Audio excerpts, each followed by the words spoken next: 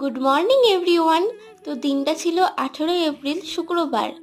তো আমি এখানে সকাল সকাল চলে যাচ্ছি পড়তে। তো এবার থেকে আমি ভাবছি যে এভরিডেই তোমাদের সঙ্গে একটা করে মিনি ব্লগ শেয়ার করব। তো হঠাৎ করে স্টেশনে আমার একটা বান্ধবীর সাথে আমার দেখা হয়ে গেল, তো দুজন মিলে একসাথেই চলে গেলাম। তারপর আর কোনো ভিডিও নেওয়া হয়নি।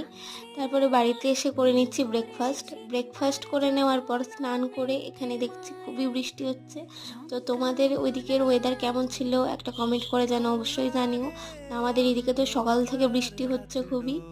তারপর আমার কিছু কাজ ছিল ভিডিও এডিটিংয়ের, তো ওগুলো কমপ্লিট করার পর লাঞ্চ করে নিলাম। লাঞ্চে এখানে ছিল ভাত, আলু কাঁঠালের দম আর মাছ। লাঞ্চটা করে একটু ঘুমিয়ে নিয়েছি।